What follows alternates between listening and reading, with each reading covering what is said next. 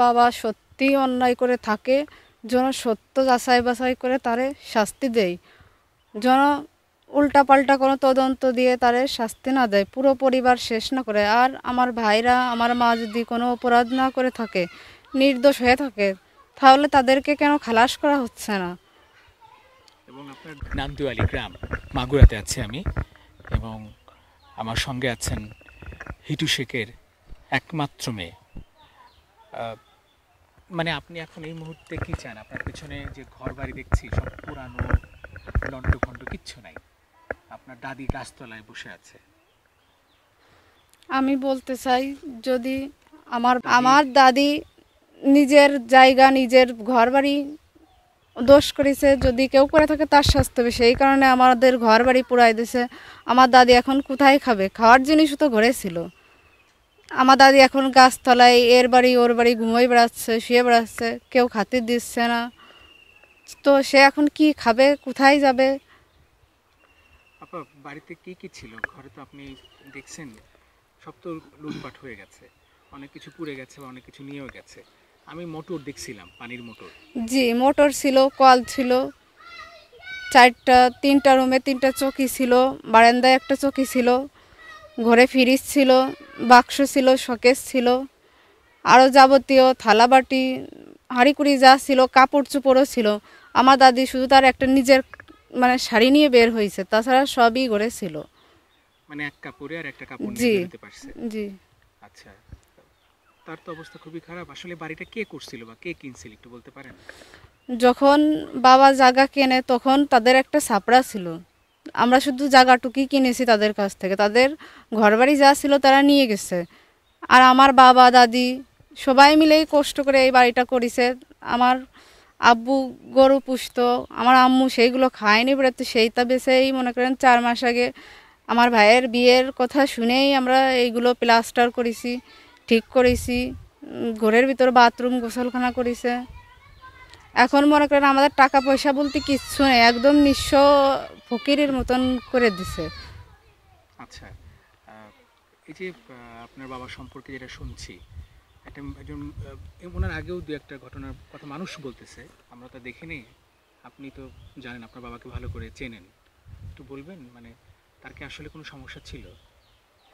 সমস্যা বলতে আমি জানা মতো শুধু একটা কথাই জানি, এই পাশের বাড়ি ওইখানে ছাগল আনতে যাচ্ছিল বলে সে গোসল করতেছিল, তখন যেতে যে চোখ চলে গেছে। এই কারণে আমি ছিলাম আমার শ্বশুর বাড়িতে, আমার বাবা ফোন দিছিল যে আমার নামে এরকম মিথ্যা কথা বলতেছে। আসলাম, আসার পরে তাদের কাছে যে আমি শুনলাম, তো তারা সব কথা শোনার পরে তারা বলছিল যে তোমার বাবার মেরে ফেলবো, হ্যান ত্যান হুমকি দিছিল। তারপরে আমি বললাম যে সে যদি সত্যি কিছু না করে থাকে, স্বাভাবিক কিছু করা যায় না, তাই তারা জুতোর বাড়ি দিছিল 2টা। আচ্ছা, আসিয়ার সঙ্গে যে ঘটনাটা, আসিয়াকে তো আপনি চেনেন? জি।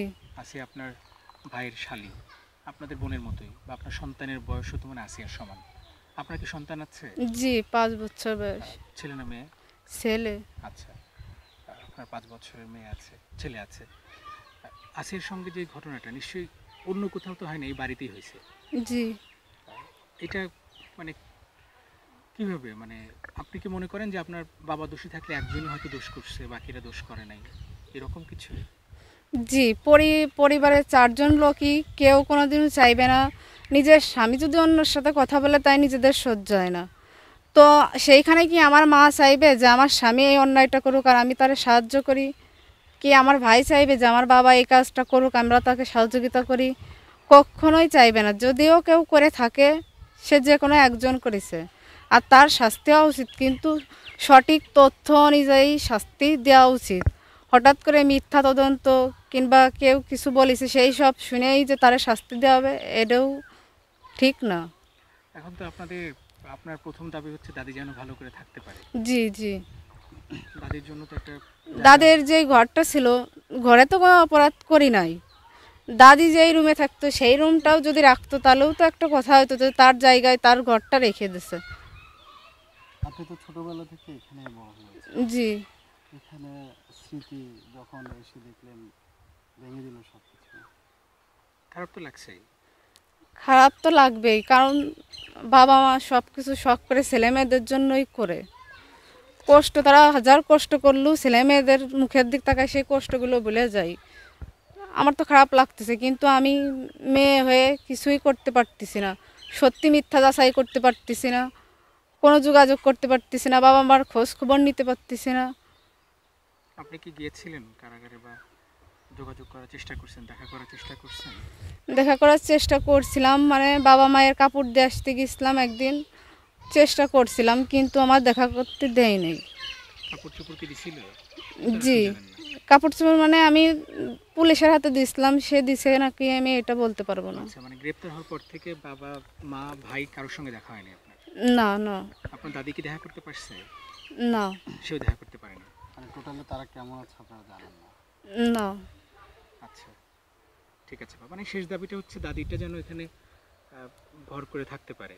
জি, আর আরেকটা দাবিও আমার আছে, সত্য যাচাই করে যেন শাস্তি দেওয়া হয়, কারণ পরিবারের চারজনই দোষী না, যে কোনো একজন দোষ করেছে। এবং এখন তো 1 টাকা পয়সাও নাই দাদির কাছে। কিচ্ছুই নাই, মানে ঘরের থেকে তো আমরা কিছু নিই নাই, হুম হুম সবই যা ছিল ঘরে ছিল। বাবা মা যখন চলে গেছে, আমি ছিলাম আমার শ্বশুর বাড়িতে, হুম হুম হুম। আমি আসছি সাড়ে 3টার দিক, তখন এসে তো আমি বাবারে পাই নাই, শুনতেও পারি নাই সে টাকা পয়সা কোথায় রাখিছে, কি কোথায় আছে। জি জি। আচ্ছা, ঘর যখন ভেঙেছে তখন কি ছিলেন আপনি? না, আমি আমার শ্বশুর বাড়িতেই ছিলাম, আমি ওখান থেকে ফোনে দেখেছি ঘরে আগুন ধরাই দিছে। আচ্ছা আচ্ছা। এসে দেখলেন পুরো বাড়ি শেষ। তো জি। কিছুই তো নাই। ঠিক আছে আপা।